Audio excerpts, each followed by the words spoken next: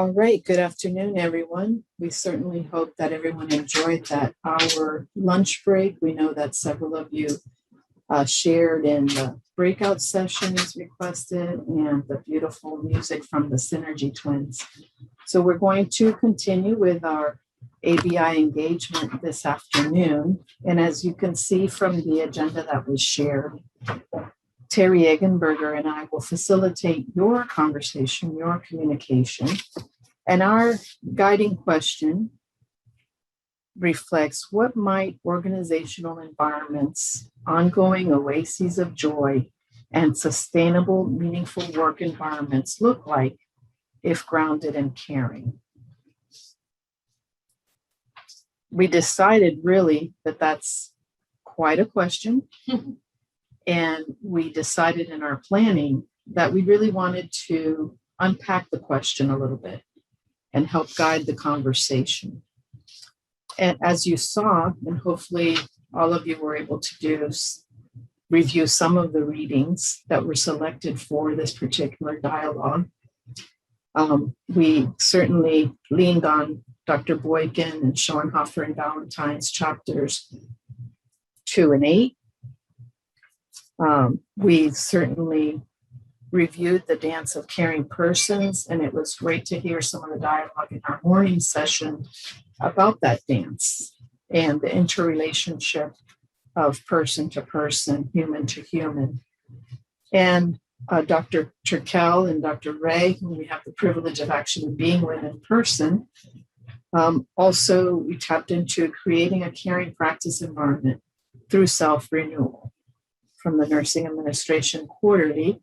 And we know that the editor of Nursing Administration Quarterly is part of our scholarly group today. So as Terry and I reflected on the question at hand, sit back for a moment. Our bellies are full. We're ready to engage in the next phase of this dialogue. And we thought that we would tease out first that organizational environment. If you'd like, you can close your eyes or just reflect. You know, we are assembled as more than 60 colleagues from multiple and varied organizational environments. I, in particular, tuned in during the introductions that Dr. Boykin facilitated with regards to who you are, what your affiliation is, and how you're serving in nursing and how you're serving nursing as caring. So reflect for a moment and think about your current environment where you practice. Is it academia? Is it an acute care environment? Is it a subacute care environment? We heard community health, variety of individuals whom you're serving. And within that environment, how do you render care? Are you doing it directly? Are you doing it through education? Are you caring through education? Are you doing it administratively? Is it in a hierarchy? Or as in the readings that prepared us for today, is it fostering that dance of caring? Let's pause there and see if anyone would like to share on your current organizational environment, because in this hour and a half, we want to build upon, again, assessing where you are today, where you serve, and then we'll build upon the next unpacking of the question relative to Oasis of Joy. I'll pause.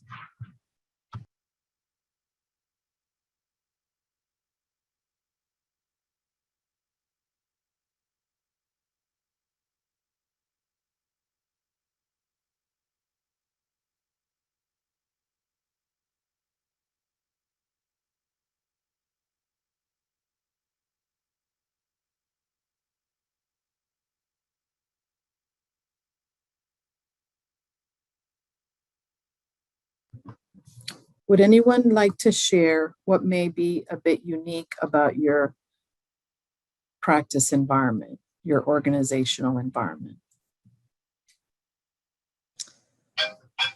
I actually work at Clemson. Dr. Kathleen Valentine is the director of our School of Nursing. And I really feel it's the leadership. It has to filter down from the leadership going up, downward. But if, I've worked in other places where it was more what you were talking about earlier, very prescriptive as to what people were expected to do. And if you didn't show up on time, I mean, it was very punitive. I just think back many years ago when I was going into the hospital for a meeting with the director of nursing. And on the way to work, I live in a very rural area. I had to go down a road called Deep Draw, which means you go down this steep hill, go over the creek, come back up, and there's a sharp curve to the left. Well, as I came up, there was a car that had not made that sharp left, and they were down in that gully. And I stopped to see if I could help in any way. It took an extra maybe 15 minutes of getting to work. I was 5 minutes late for work. And all the administrator could say was, or the director of nursing was, my nurse managers are never late and they are here. And I explained to her what happened. And she says, my managers do not allow distractions to keep them from coming to work. Needless to say, I was not going to stay with that person very long. Whereas where I'm working now, I mean, you see the caring for our director, and it just filters down to the other, to the other colleagues there. So again, to me, it's the leadership, and it has to start there. It doesn't percolate upward. I think it has to start at the top and work its way down. That's just my opinion. One of the things that I've experienced has been through the students who are in the DNP program where I teach at LaSalle. And a lot of them are at administrative levels. But I'm thinking about the Oasis of Joy and meaningful work environments idea, because it made me think of how one organization in New Jersey that has a number of facilities has been developing what they're calling the Just Breathe Project, which has a focus now on basically people who are healthcare providers or anybody in the organization who's an employee who encounters difficult situations, adverse events, and other events. And this is based on a Midwestern Susan Scott approach to basically patient safety, and also on the wounded healer idea that goes a little bit back further. And the organization has basically devoted the talents of my DNP graduate and committees, interdisciplinary committees, on developing this. And it's not a fast movement, but it's a very wonderful idea that they have been trained and that they're developing people to participate in this Just Breathe idea as peer mentors and so forth. So that really, to me, and she did use pieces of Watson in her DNP project. And the Caritas process, as I recall. She's a wonderful human being, this student, this graduate. So that to me really kind of reflects an organization, and they use relationship-based care as part of their framework. So anyway, that's just what I was thinking. And I'm sorry to hear and your story. And I'm glad you're somewhere else. Yes, a much better place, believe me. I have something to share, but I'm not sure how to interject here. This is Sue Bofen, and I have a question instead of an answer to your question, but a related question. I know that there are a lot of people here who are very experienced in organizational leadership, and my question is, how, in light of COVID, in light of all the things that have been happening, from my own experience, sometimes I feel that the calls for nursing far outweigh our capacity to respond. And I have a feeling many of us were faced with that in the past year. I remember being faced with it, working in the emergency department, working on a caring-based model. And I just would like to hear from some of the leaders, if you've ever felt that, and is there a possibility that things could trickle up? Because sometimes the organization you don't have much control over, trying to do more with less and those types of things. It's the resources and basically the capacity to care. What happens when the calls outweigh the capacity? This is Carolyn Swinton. I work in a healthcare organization, and I will tell you over the course of the past year with COVID and everything that went along with that, and continues to some degree with that devastating virus, is really coming to understand what's important in terms of nursing, but also in nursing leadership. Because we are in a position now where, we have a national shortage of nurses. And so that puts, our nurse leaders and our team members, especially in the acute care environment, in a position of working short-staffed on a routine basis.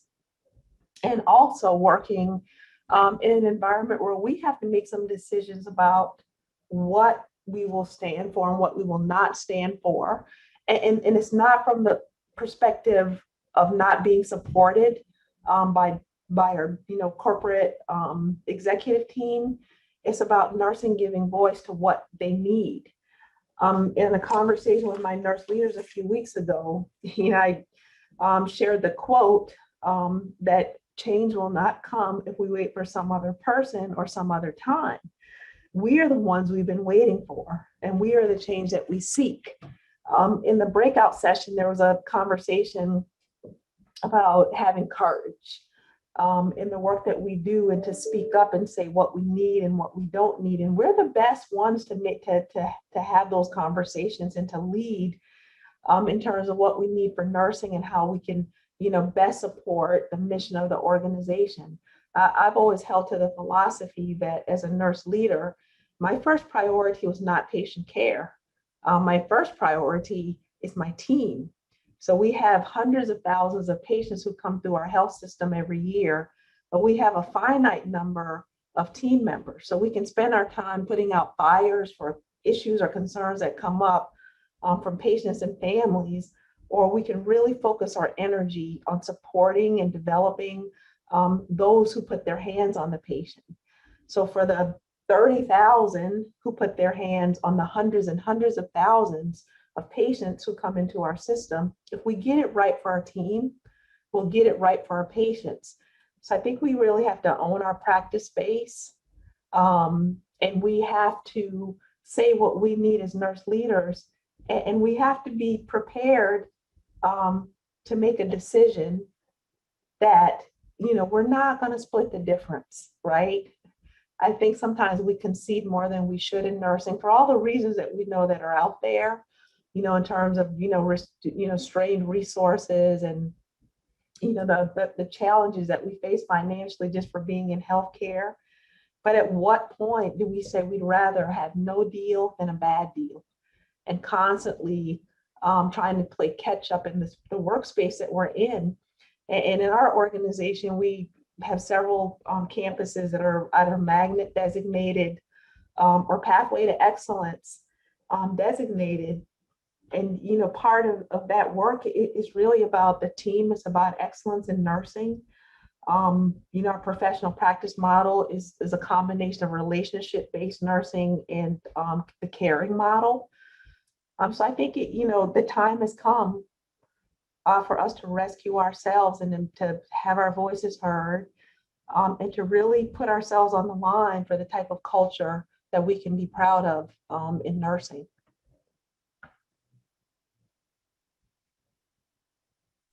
Joe, did you want to say something there before we transition to continue and to unpack here?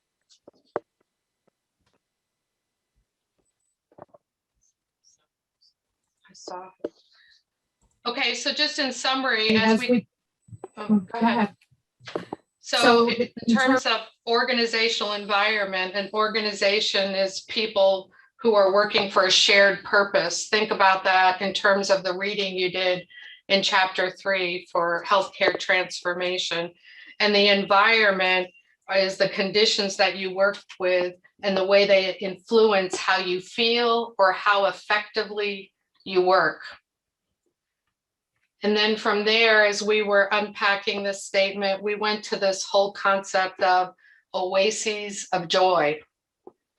So an oasis is literally a fertile spot in a desert where water is found.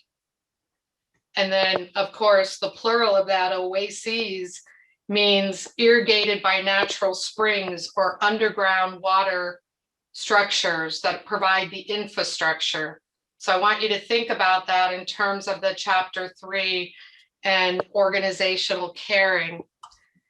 And then from there, you know, we went to that whole concept of joy. I often start my classes by asking students to introduce themselves and to talk about what gives them joy and what does joy mean to them. As a matter of fact, the planning team for this activity, on one occasion when we were introducing ourselves, we talked about what gives each of us joy. Joy's been a big topic in this last year in the pandemic. There was a whole special issue put out by Time on the power of joy, finding joy in troubled times or trying times. That Disney Pixar movie came out. The main character was Joy, and Joy was portrayed as being the engine of the human and happy all the time and full of energy. So what is joy to you? As you think about this and you think about the goal of formulating or participating in creating oases of joy, how do we create that? How do we use the knowledge that we got out of chapters 3 and 8 and the Pross and the Turkel article to think about what does an oasis of joy look like for each of us? Can we have some dialogue about that in terms of an organizational environment? Terry, this is Kathleen, and I just wanted to respond a little bit to Carolyn's comments and my privilege of working together. It's been a tough year. You can see. I can see that, yep.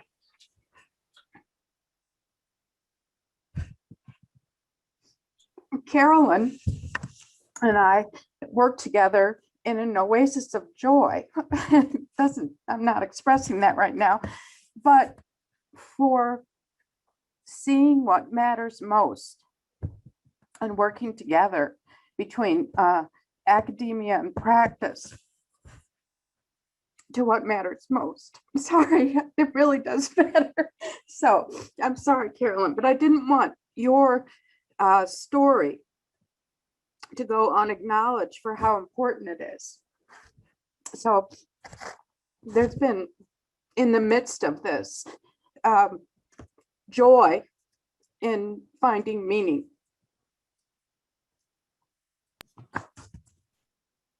Thank you, Kathleen. And I would also, reflecting back on what Carolyn shared, this has been an incredible, difficult time for all of us in nursing, and especially as nurse leaders, nurse executives. I had to find it within myself first, to figure out how am I going to get through this, realizing that there's hundreds of eyes looking at me, and how was I going to lead? So that introspection, if you will, and then working through it. There was no handbook. We were all working through the challenges one by one. And then thank you, Carolyn, for putting that quote in our chat, realizing that because we didn't have the handbook, there wasn't an instruction manual, and we thought on our feet and we were nimble.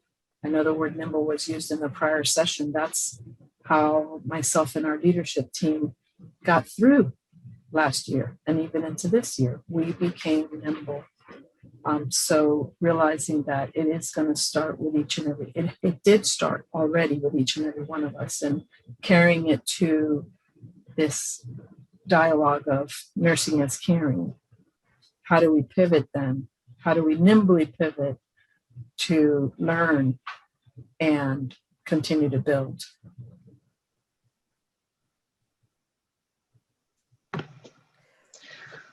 I wanted to respond both to Carolyn and to Anne's observation that it starts at the top and that you have to have caring role modeled. And I would say that that's a nice thing, but I don't feel like it's a necessary thing. This past year has been difficult for me and my colleagues at Notre Dame. We have been isolated, right? Working at home, working remotely with our students, but especially working remotely with each other. And there are certainly times when we do not feel like we are working in a caring environment. What we have is we have each other. And whether or not we are all together, we have people that are craving this sense of caring together, the craving this affirmation of value and of values. And we make it work together. We have found each other. We have established groups. We are translating that to our students. And there have been times this year when we have not felt it from the top, but we have insisted on keeping it going with each other.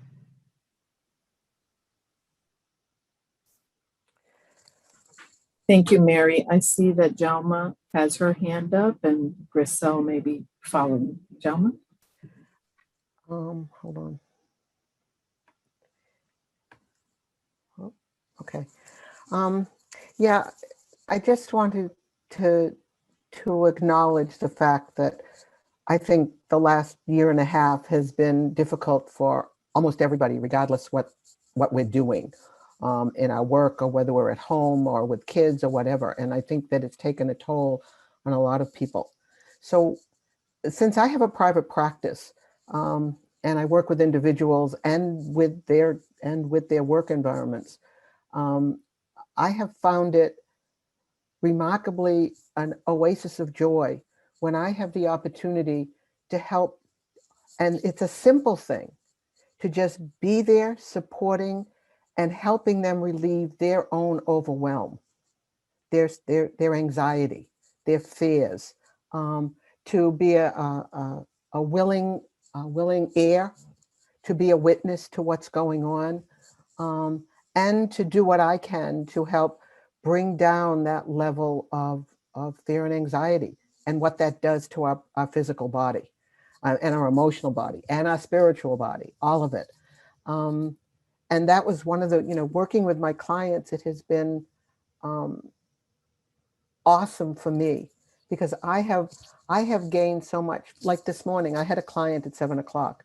She works from 7:30 in the morning until whatever. And I have worked with her for a while, but I want to tell a little story that usually she came to me originally because they thought and they believed they were going to do surgery on a pituitary tumor.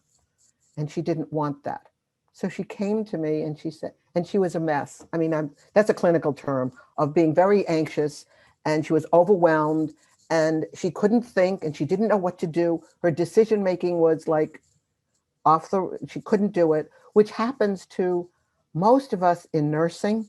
When we get overwhelmed, we cannot think straight in some ways until we can find a way to get some support around that to relieve it. And then we have an opportunity to be ready to hear, to think, to act, to do. And so this morning, I usually see her every 2 weeks. She said, if I could see you every week, I would love to. But and I was sitting there, and just, I go into this energy place, and I use energy as well as nursing intuition, knowing her and listening to her. And all of a sudden, I said to her, is there something that you want that you haven't had time for? And there was this long silence. And she said to me, well, I don't think so. And I said, well, take a few minutes, and because this question is coming up, because I usually ask out loud to whatever, and to help move the energy, to look at where do I enter into working with this person? What approach do I take? And it was like, ask her this question. So I did. And immediately she said, well, I've been having this funny feeling about retirement. I said, well, what's that funny feeling? It went on and on like that for a while. And she finally said, I think I want to be free to do what I want to do, even if I don't know what I want to do right now, because I've been working for so long. Now she's in her 50s, so she's not at a time where she really has to. And she said, I hadn't thought about this. Then I told her a story about another client who had a horse, and the horse's job, a beautiful Palomino, horse's job was to have foals. When she got to a point where they decided she didn't have to work anymore, she had never seen this Palomino in the corral having so much fun and joy, of rolling on her back and jumping up and down. And the woman, and I started to cry on the phone because it was virtual, it wasn't in person. And she started to cry. She said, I didn't realize how much I really wanted this. I don't care. I don't know whether retirement is the strategy, she said. Maybe it's not the strategy. What I really want is to feel free that I can do what I want. And I said, well, that's a really impressive assessment. And she said, oh my God, and it's only Monday. So, I didn't do anything except be with her. And I got so much out of remembering the story about the Palomino. And that's the gist of what I want to get out in the world about, because that's what I've done through my whole career in different ways of reducing people's anxiety so they can be who they want to be, do what they want to do, know what that route is, that they're not overwhelmed to be able to get there. And so I want to do that for organizations. I want to do it. And I think that Oasis of Joy and that, what was it, Just Breathe, is another opportunity to do that in a way that helps us. And there are all sorts of strategies that we can use. There's tons of them that work, that are evidence-based. I think being with somebody else who is just willing to help you come off a ledge. I wrote an article once with 2 students, former students, who left from an RN to BSN program, and they went to an emergency room in the Philadelphia area. They worked together. And they took the introduction, the first holistic nursing course that they had. And I spent 10 weeks helping them think about who they are and what kind of nurse they wanted to be, and doing their values. And I asked them if they would be willing to write an article with me for the Journal of Emergency Nurses. And one of them said, I can't wait, because I have clients that everything you taught us and gave us exposure to, I'm using, and I want to write an article about this. So we did. It was beautiful. It was about working with staff, not necessarily just patients, because we talked about, how do you help your colleagues? How can you be there for them and for your patients and for the organization as a whole? And I have to tell you that it was beautiful when I read it. I mean, even though I helped to write it, it was her story. It was their story. And it was wonderful because she said, you taught us how to get off the edge. And they want to help other people do that. And I said, this is, like as an instructor or a teacher, it's like, whoa, I've made a difference. And I think that's where my oasis of joy is. I've made a difference. Thank you so much, Jelma. I think there were some smiling faces as you shared that joy. Griselle, you had your hand up as well. Yeah, thank you. So I'm listening to everybody, and I think about, excuse me, the experience of the past year and a half, and full disclosure, at least for me, in the past 4 years, my husband died unexpectedly 4 years ago this month, and my mom died the year after, and then after that comes COVID, and I'm reminded, at least my own personal experience with creating oases of joy. I like that word.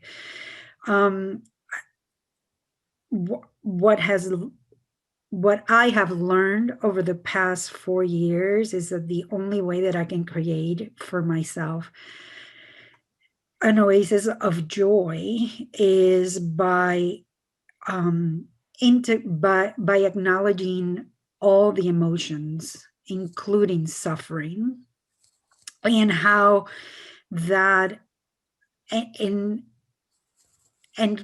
having self-reflection and integration of the lessons that suffering and all the other emotions bring, and how that gets embedded into the kind of person that I am or that I want to be. And at least for me, joy, I think that we do a disservice, and it worries me. I've been having a love-hate relationship over the past year and a half with this notion of resiliency and viewing nurses as heroes and angels. That archetype, I think, is very dangerous.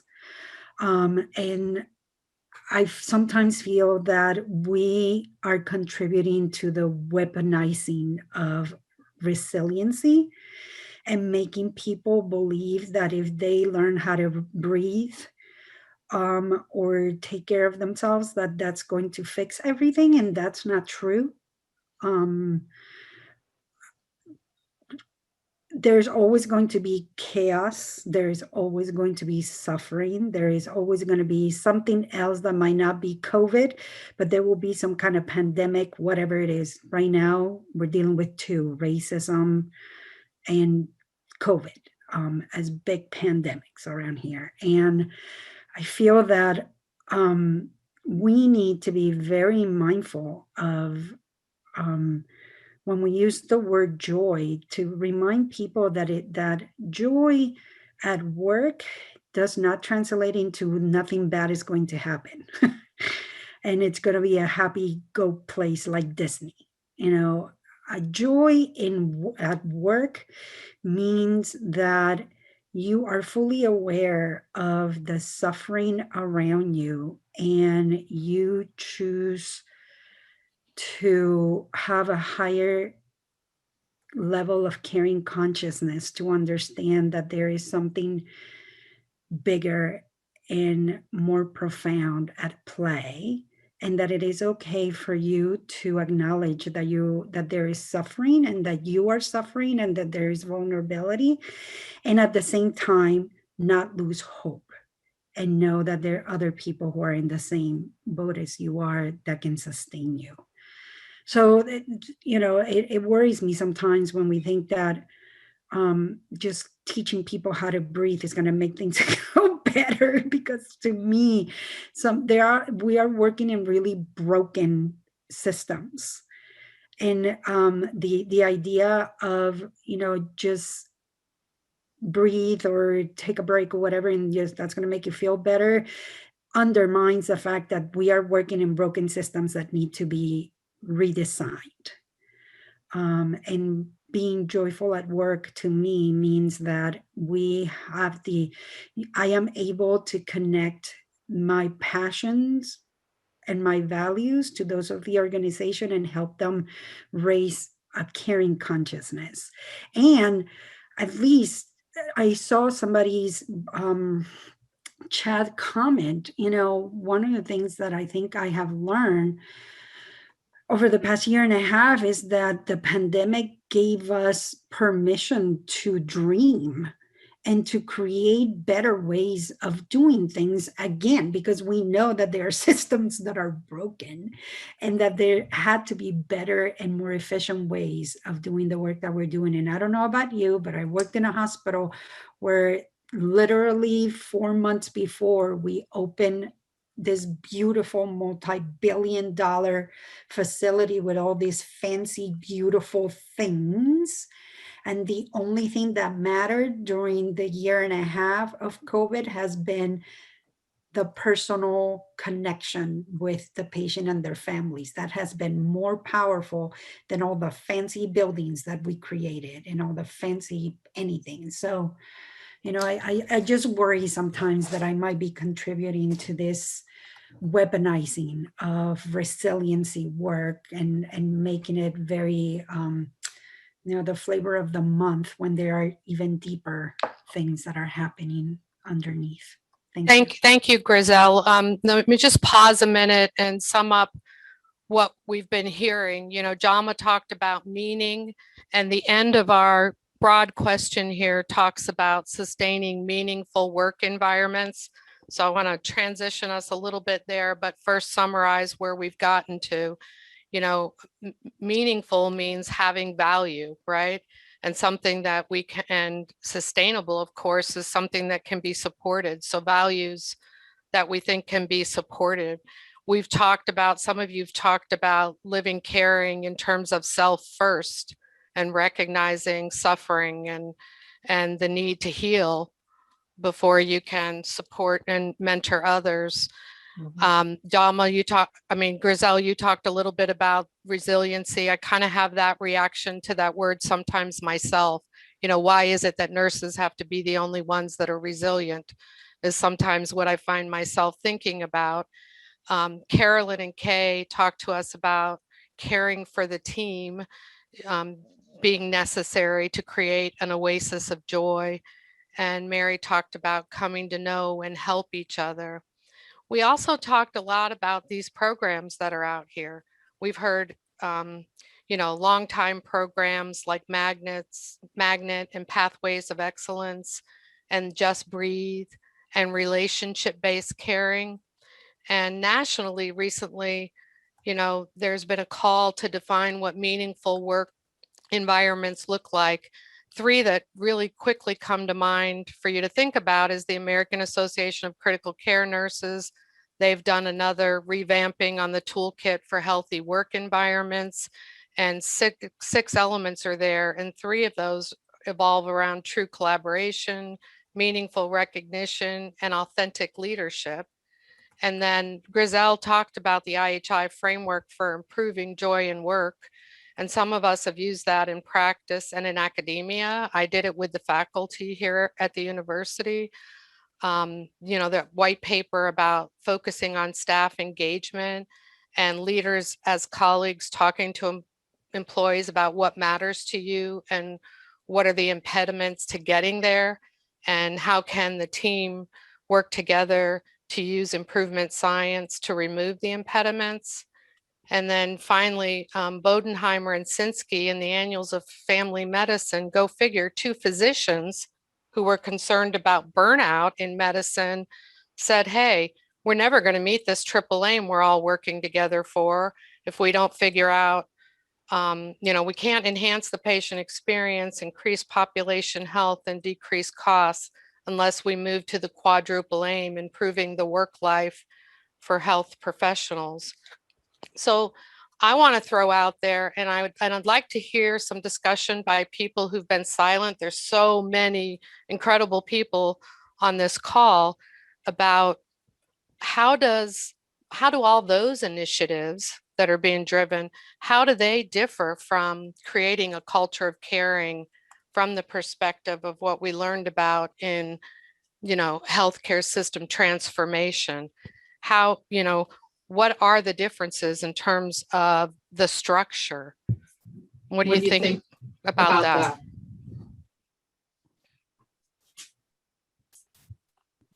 Saw a lot of hands, so just take turns.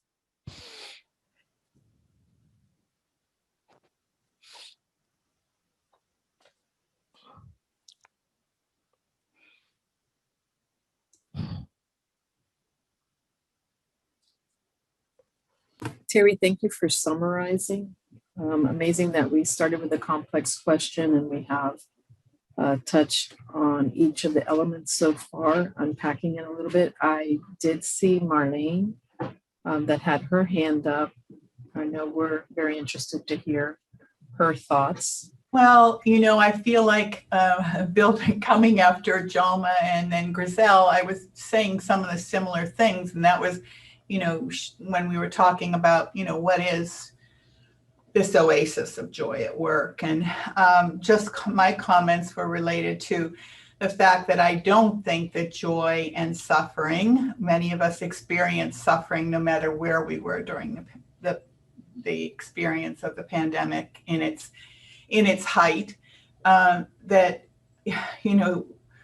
suffering and joy aren't opposite, that they coexist, and that joy happens there. Those moments of joy surface in the midst of suffering from living, I think, what matters, what's meaningful to us in some way.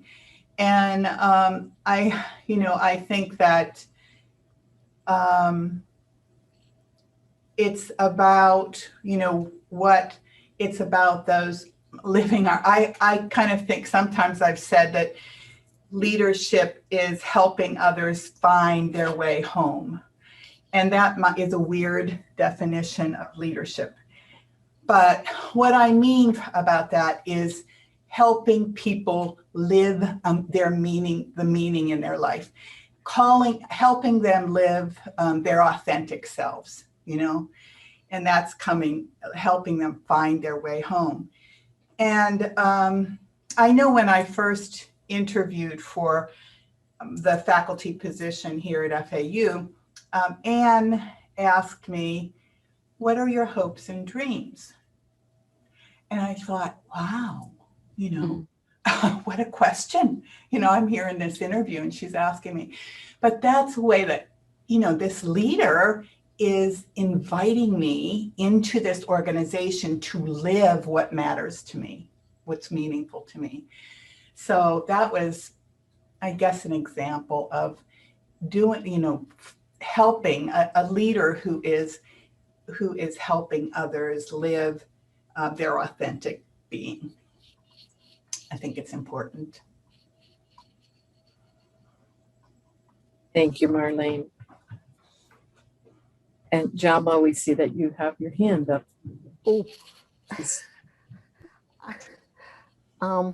I was just, everything, Marlene, that you were saying and everything that everybody is saying, I think that one of the things that underneath all these emotions that we have, and especially around COVID, it became very clear during the pandemic, and is that there is so much fear going on. Fear for a lot of things, not just fear of COVID, not just fear of getting sick, but fear of everything. And all those emotions of anger, fear, suffering. And Griselle, I also agree that to think that we're going to make it all better and just smile until we feel better, I think doesn't give us the chance to acknowledge and embrace our own humanity. That as humans, we've given this wonderful attribute of these biochemicals that create these emotions, and they're there for a reason. It's not easy. I wrote an article this year in February about my experience with cancer and what that was like to go through the medical system and healthcare system and what it was like and how difficult that was for me. And I wrote it specifically as a journal. And then I reread it, and it was funny, and it was deep, and it was, what's the word when you, releasing. It was like I catharted it all out, and I shared it in an article. And it was the number of people that emailed me to tell me how they related to that it was okay to be angry at the medical and to tell them how angry you were, and that you wanted to stand up for what you wanted, and that the only person in my family who and in the medical establishment that would listen to me, even some of my colleagues and my husband and my sister, was my son. And he was the only one who came up and said, you know, Mom, you do what you want, regardless of what the outcome is, if you're so sure that this is what you want. And I said, I know I can't do and be the standard of care person. This is what they want from me. And the minute I heard, well, it's the standard of care, I immediately wanted to strangle all the nurse that was sitting there, the doctors that was sitting there. And it was like, I am not standard. I am not a standard. And the process of going through this was so important that I really was forced into feeling every single thing I was feeling and sharing that. Because once I did, and it was witnessed by someone who would just listen, I felt better. I was relieved. My autonomic nervous system, I could feel my shoulders going. I could feel everything. And that's what led me to all this work about how do we do that in an organization? How do we help people at least take the edge off so they're able to see the joy that's there, that's always there, but we can't see it because we're so overwhelmed. And I think that that's an important piece. As nurses and nursing, that's who we are. That's what we offer to the organization. And I think we're doing a disservice to the organization because it's created by us, all of us and where we work, that we are all individual systems. We are all complex. And the system itself, the organization, can feel bad. It can suffer. And its suffering we can feel, and vice versa. So there's a piece around looking at not just using strategies, but what are the strategies that help reduce the anxiety, help reduce that fear so that we're not alone. And I think that's the biggest fear that we've come to face in our COVID experience. We're all sitting in our own little world with Zoom in front of us, and we can have 100,000 people on a Zoom call. But we're still here to remind people, but you're not. What we're doing today is exactly what caring is about. We're being heard, we have a chance to listen, we have a chance to speak, and we have dialogue that lets us know we're not alone. Oh my, that was deep. Okay, thank you. Anyway, that's all I wanted to say. Thank you, Jalma. One of the things that I'm hearing repeatedly today is the importance of listening. Listening to individuals, and then also focusing on how we listen and how others listen as well. And I'm noting in the chat, Dr. Gordon, Shirley, you also have cautioned us that there's some danger in stereotyping. I know that was related to Grisel's comments, but in this, as we think about our organizational environments where we practice, and creating these oases of joy. Some comments have been made about how to do that. We can't even get to the sustaining part. Perhaps, are there any reflections, Shirley and others that have been chatting in on what's been discussed and the oasis of joy? How do we get there? What does that look like? Sylvia. This is Trisha. Somebody had to leave. I think Shirley had to leave, so she won't be able to answer your question. But I had a wonderful opportunity many years ago with Dr. Rose Sherman and myself. Were asked to speak on appreciative inquiry. And we spoke to the South Florida Organization of Nurse Leaders, and they were very willing and open participants of the experience. But after the experience, some of the feedback that I got was kind of interesting. And they were saying, it's so easy to complain. But when you have the complaint and you're talking about appreciative inquiry, you have to turn that around and say, what is our ownership in this? How do we recognize an issue or concern, but how can we work to correct it versus, complain about it? And I think that is so grounded for both of us when we spoke, was so grounded in caring. One cares about how one is going to be survived through a chaotic environment. What are the skills and abilities and functions that we can help to help that nurse at the bedside who, doesn't have the PPE or doesn't have a staff, the staffing they need or the number of patients they have. How can we help them to survive in that chaotic environment, even though it might be short term? Unfortunately, with COVID, it was longer than all of us thought it would.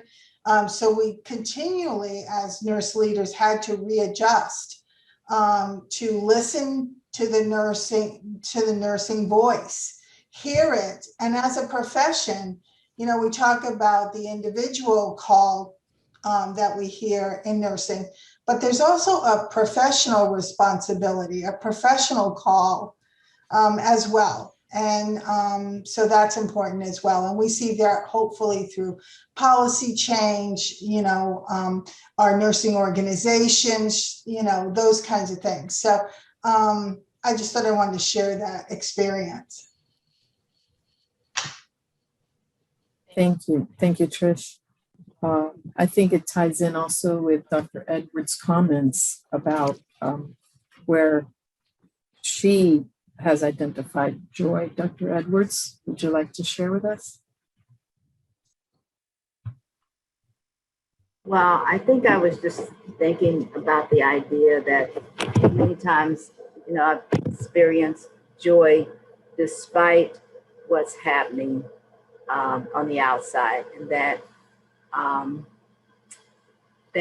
and then sometimes maybe through the worst chaos, I've experienced the most joy. I know that sounds crazy, but I think, just working together with our team, our faculty, and seeing how they really come together, how we have come together through, some really tough times, but we're also having a good time together, being supportive of each other.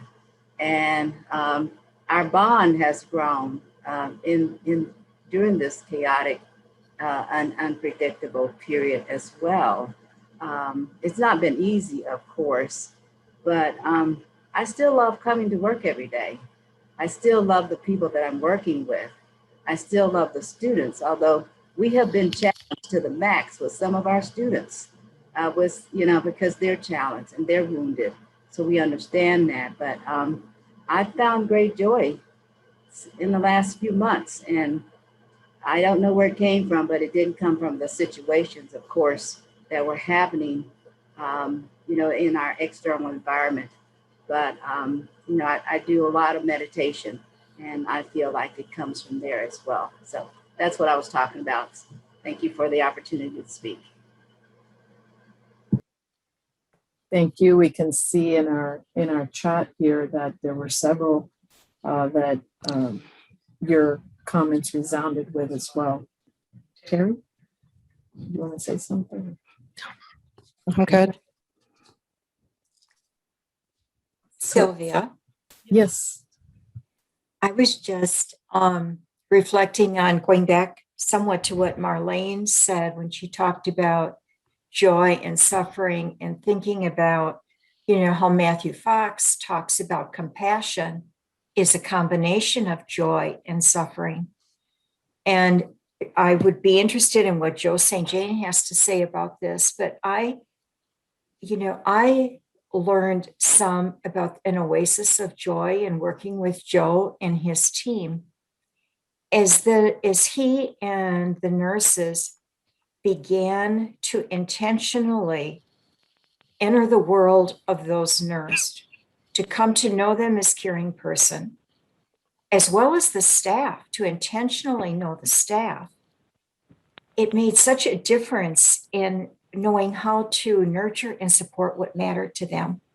And to me, when I think of an oasis of joy, I think about the unit and how that flourished into an oasis of joy, because, as someone said, nurses were free to be authentic, to be who they were. They had this, what I call a toolbox, where they would put,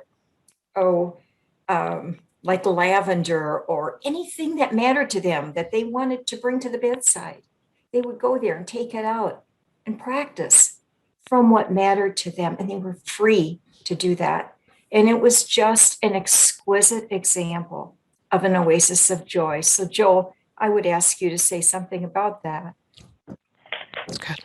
Sure, Dr. Boykin, thank you. I'm certainly not a caring scholar. I guess maybe I have certainly developed some, intrinsically I have some traits that a lot of you teach and most of you study and write about. But, as I listen today, there's so many thoughts that come to mind over the past year, and how, as a nurse leader, so for those of you that don't know me, I'm the Vice President of Nursing Operations for the East Florida division, which is 14 hospitals. So at the beginning of the pandemic last year, and even before the pandemic, the work that I did with Dr. Boykin and Dr. Schoenifer and others back in 2000 at JFK, when we implemented nursing as caring on a 36-bed unit, and it was written about in Nursing Administration Quarterly. And then I just received the book, Dr. Boykin, The Healthcare System Transformation for Nursing. I received it Saturday in the mail, so I haven't had a chance to read the whole book, but in anticipation of today, I thought much of the conversation might focus around the impact of COVID on the nursing workforce over the past year, and how it continues to be an impact. And I think I kind of want to start with that, to all of the participants today, that this hasn't gone away, that we still have nurses and leaders that are struggling on a daily basis. Although the vaccine has certainly helped, the decreasing COVID rates have helped, but those individuals and patients in our hospitals and in our communities that are still suffering this horrible disease is still impacting our nurses. So as the VP of Nursing Operations and working with Silvia closely as we continue to work throughout this pandemic, last year we realized, I would say to Silvia, how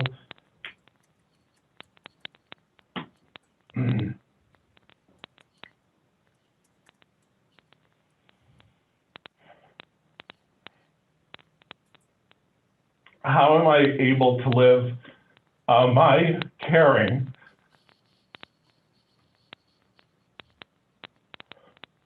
with so many colleagues that are suffering on a daily basis? And so one of the ways we did that was by starting a 4 a.m.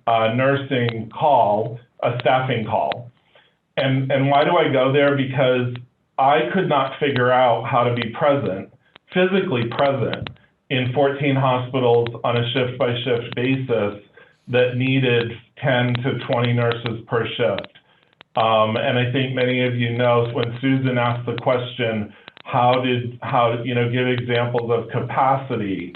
And certainly as a leader, I had to put my leadership hat on, and I needed to provide a support. That's what they were looking for an answer. They were looking for a solution. They needed nurses. No one anticipated, at least we didn't anticipate the number of nurses that were going to go out on quarantine. We didn't anticipate the number of patients correctly that were going to come into the facilities. And so caring as a leader, you kind of got in this tunnel where you needed to do something. And that's where I thought that I was providing the most value. When we look back on that, and as we connect with our chief nursing officers and a lot of the other leaders, they never expected me to be present and to be a nurse. They are supporting them, but they did expect me to be with them. They did expect me to be supportive. And so it became this juggling, this constant juggling on how do we do that? How do we confront the brutal facts as we continue to go into the last year, into the summer, and our nurses started leaving for traveling positions. And then they started leaving the profession and retiring early because they were suffering so greatly, and at not only what they were experiencing at the bedside caring for patients, but they were not caring for themselves. I don't believe that they had the capacity to care for themselves. And I carry this book, Dr. Boykin, with me wherever I go, and Silvia can attest to it, Meyerhoff's book. And, caring for myself became a very difficult task. I was not able, I disconnected somehow from what I needed in order to provide for others. So, I don't know if that answered your question, but certainly sharing some of the trauma that was experienced by so many people that you care for greatly, that you consider colleagues, and even, having being vulnerable to this panel, and all of you are caring scholars. And so, the emotional part of this that continues to not only affect me personally, but as I go out to the facilities, I have not been, over the past few months, I have not been engaged with one group that the emotion isn't so raw. And it concerns me because I don't know how sustainable that is in order to assist others in their recovery from what they continue to go through with this whole pandemic. That I don't think that anyone expected to. I certainly never.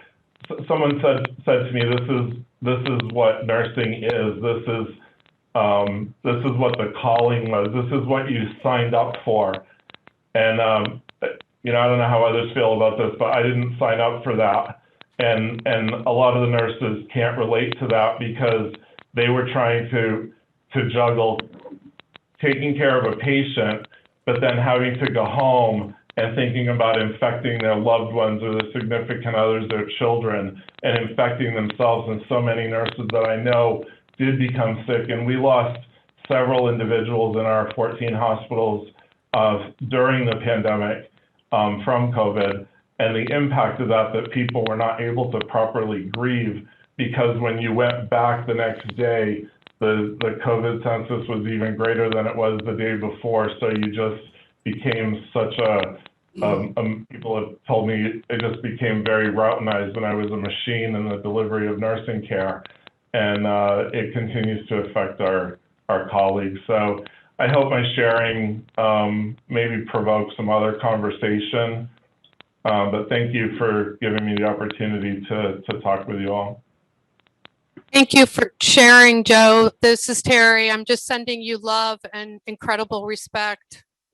Thank you for your vulnerability there.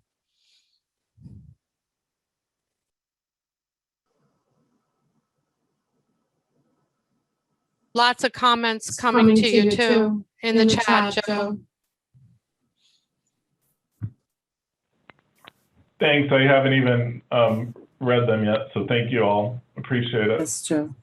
It's going to Yeah. be comforting when you see the comments, because I think what you also exemplify through your honesty and the sharing of your pain is the fact that we have each experienced pain, no matter how we serve.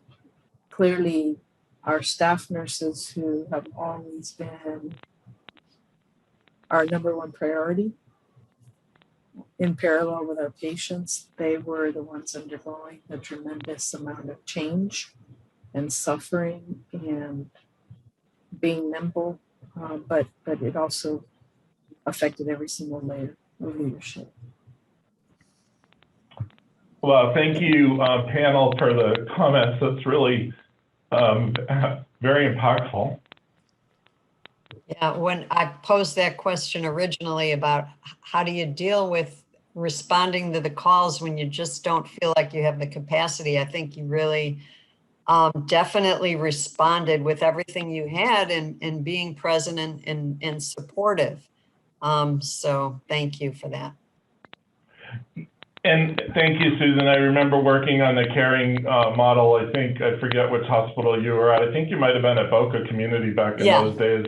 Funny. Yeah. So anyhow, one thing that continues to happen today, which is perplexing a little bit, and I don't know if we have time to pull it apart, but there's a huge resentment for the staff that are in the hospitals right now with some of the people that sat on WebEx teams throughout the pandemic, or individuals that were remote. And our work was centered around, I mean, every day it was 24/7. As a matter of fact, it was about 5 months that we were working 7 days a week, even on the weekend, Saturday and Sunday. And that was at the division level, that was the division nursing and corporate nursing that was involved in securing PPE and securing staff and getting state nurses. And it was literally 24/7. When I tell you it was 4 o'clock in the morning, coordinating nursing supervisors to send staff, and even one nurse that went across the entire Broward market in all 4 of our hospitals, that made the difference in how they work together as care partners. But now what I'm experiencing when I go to the hospital is our comments like, well, people who, they weren't at the bedside, so they didn't really know what was going on. They didn't do the same type of work. And I accept that, and I have to, and I honor that, actually, and I listen, and we've talked a lot about listening today. We've talked about listening to each other, but sometimes that's hard to process, because, I know the impact that it's had on me and my colleagues that may not have been in one of our ICUs, but I have to be hopeful that the work that we did do did have an impact on every patient that that we intentionally set out to care for through others in our leadership decisions. And so as leaders, I think that's what a lot of my colleagues are struggling with there's that guilt. It's almost like a survivor's guilt that I wasn't at the bedside turning the patient or suctioning or proning. And that's something that people continue to struggle with. So thanks for letting me add that. Joe, I would say that you were at the bedside. You were at the bedside through the nurses that you supported. You gave direct care because you were there to support the nurse who was there. So you were there. You were there. And you nursed exquisitely. Thank you. I agree. So Carolyn has had her hand up a little while, and would like to call upon her to share her thoughts. And then Anne-Marie, just to preempt maybe some sharing, you also made a comment about hope, joy, and hope. So Carolyn first. Yes, I just wanted to support Joe.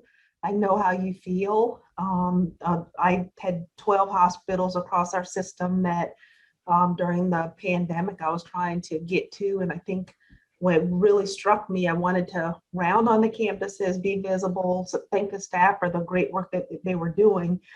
We had an LTAC that we converted to a COVID-only hospital.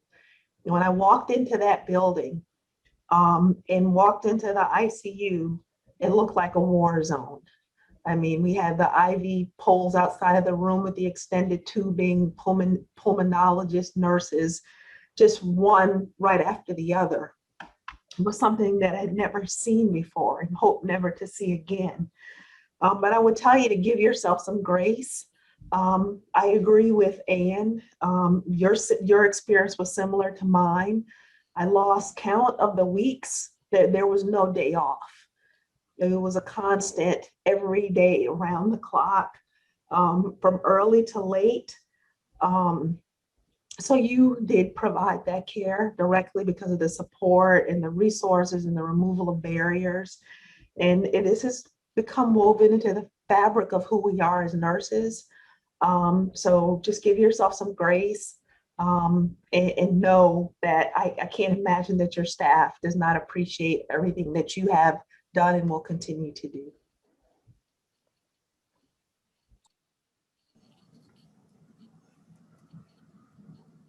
Thank you very much, Carolyn. I think, of course, we're validating Joe, but I can see as I look at the gallery that we each have felt the pain, have lived it, and all the words of encouragement, I think, are helping all of us as we have survived and now are pivoting to thrive in this year of the nurse and year of the pandemic. So truly appreciate everyone, all the colleagues. Anne Marie, did you want to share?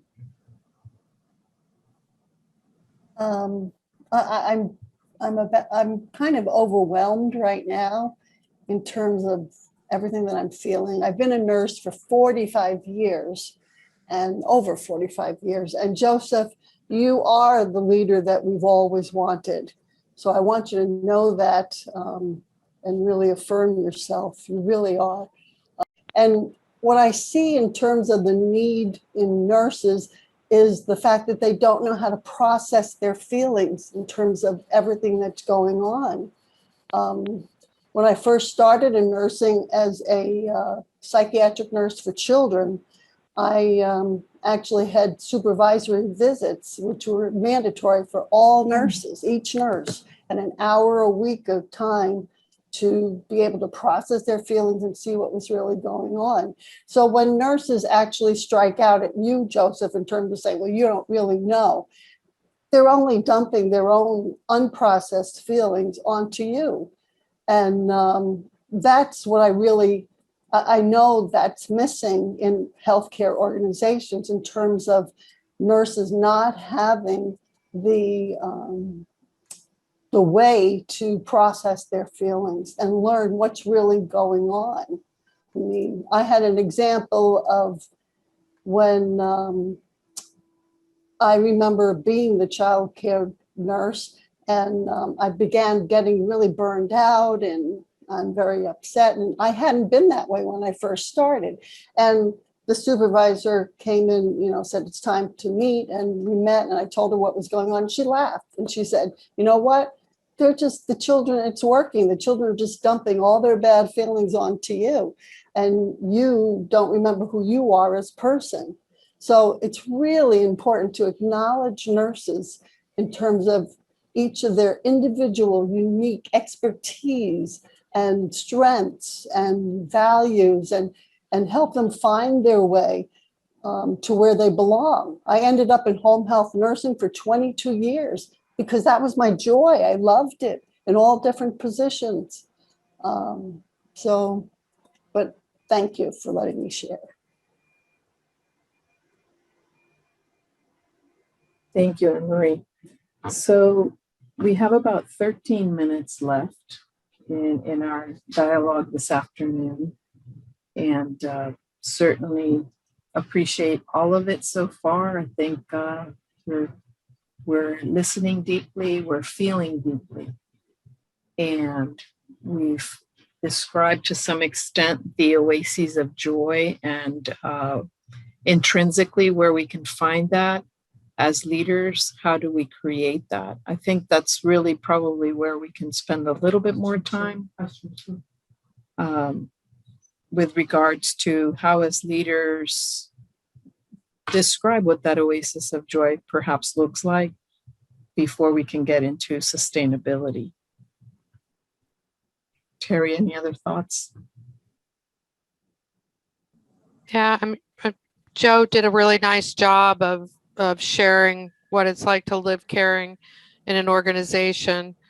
But what kind of organizational structures do we think need to be present in order for you to respond to what matters most to both the members of the team, like Joe is saying, and then also the person served? As we move forward thinking about our action items, what do we want to recommend, given what we know now about this question and what we've heard from all of you? And I'll call on Nancy Hilton, who has her hand up. Thank you, Sylvia. One just little tactic that ended up working out that wasn't really planned at the time, but we've all talked about that as leaders, we take care of the bedside nurses, the nurses take care of the patients. And one of the structures that probably a lot of hospitals have is executive leader rounding. And I happened to go to our large med-surg unit one day. And I could tell they were struggling. There were a lot of people who were doing homeschooling as well as, coming to work. And so kind of what we asked the nurses to do with the patients and what matters most, what is the call for nursing from the patient, I asked the staff, what matters most to you? What is your call for nursing or call from us? And I asked them to think about personal or professional. And then we just went around the room, or, we were at the nurse's station, and, everybody gave maybe a 15-second overview. And I could just see the relief, just saying it out loud, and that they had shared it with their colleagues. And then I took that strategy, which just kind of happened, and took it to all of the nursing units, and even the other non-nursing departments. I use that strategy as well. Thank you. Thank you, Nancy.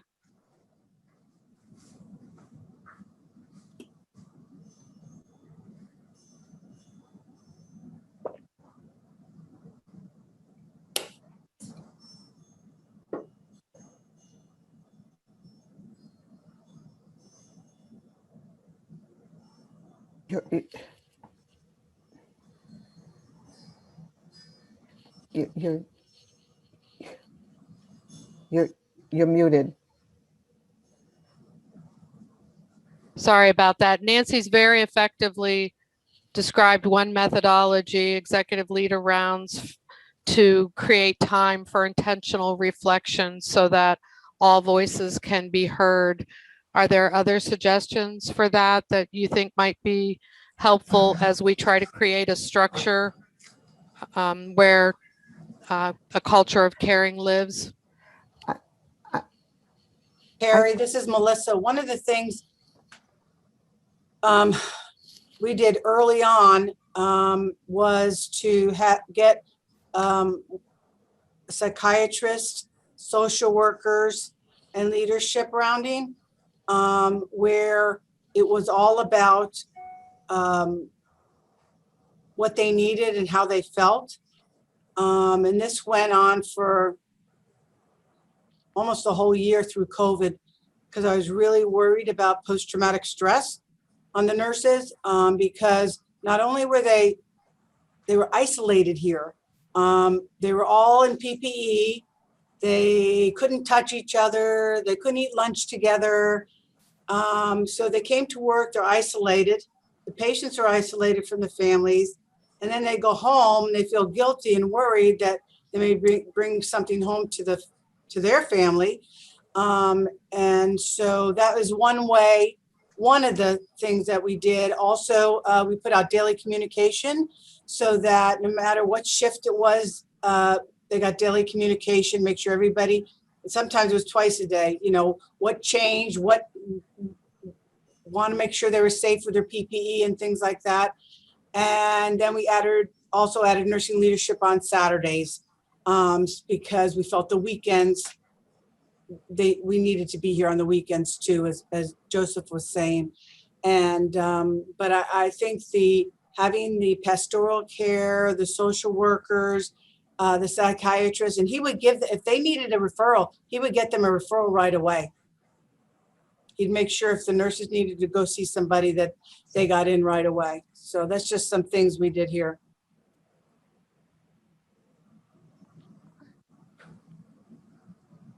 I just want to say, I agree with you, Melissa, something of what you said. I did something like this years ago, and maybe now it can be upgraded to a point where there was a consultation service with a pilot project at Medical College in Pennsylvania, which doesn't exist anymore. And, but we had a consultation service specifically where they had psychiatric and mental health residents for patients. But as the nurse on the team, I created. You're making them. You're making them. Charlotte, yes, It's okay. I created an extension of that by having some of our nurses basically be part of the consultation service, and I was the, what do you call it? Not the navigator, but the salesperson to basically facilitate helping nurses and physicians on the unit call for their own consult. When was it be appropriate? When would it be? What was it that they needed? And we were directly responsible to the vice president of nursing and the director of nursing. So maybe this is something we revisit. It worked in 1971. Maybe it's time to do it again.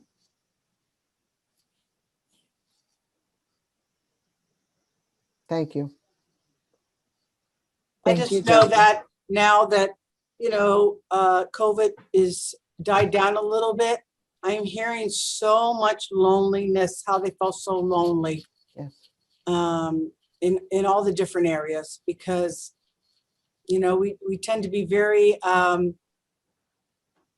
caring, sociable creatures, nurses do. And so it was very lonely for them.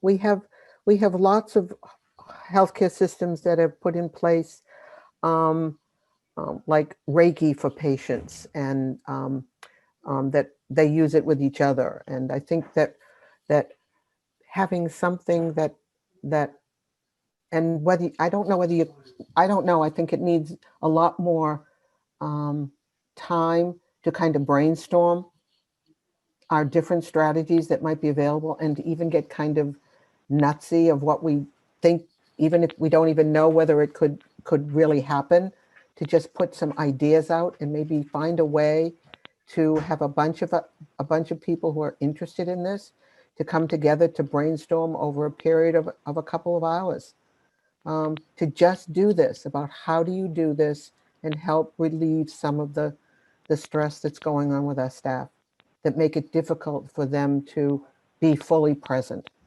And I think that that's an important piece. So thank you, everyone. Well, I think that, Sylvia, if I could just add one thing in closing. Yes. You know, I think one of the things that has been so hard to deal with, personally for me, and as I talk with others, is the high mortality rate of this disease. And I think that a lot of people identified, you know, what was to say that couldn't be me. So I don't know how much of that in the death and dying, and you know, when I reflect on that, I believe that's a huge component of what we're dealing with, because people saw themselves more in the patient in this situation because it was so sudden than they may in other, than they might not see as nurses in other disease processes. And so, you know, for what that's worth, I don't know if that's something that would ever be studied. I don't even know that we all know, you know, what's going to happen, you know, what nursing is going to look like or healthcare is going to look like, you know, as we continue to move forward a year, 2 years from now, and just all the post-trauma that people are going through. But I think that's a huge element of this whole experience. Mm-hmm. Yeah. Yes. So Terry and I thank everyone, and the ABI Institute thanks everyone who fully participated this afternoon, whether you shared or not. You definitely chatted in, and even your full participation and listening is part of that.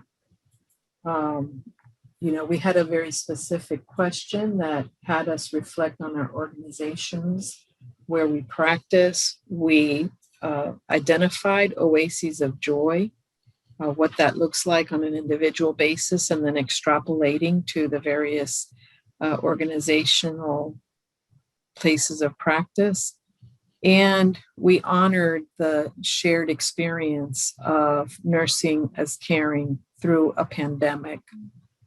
For some of us, it's the second pandemic in our careers. For many, it's the first pandemic in the career. But I believe that the 1.5 hour session has allowed us to honor that and reflect and be real about it.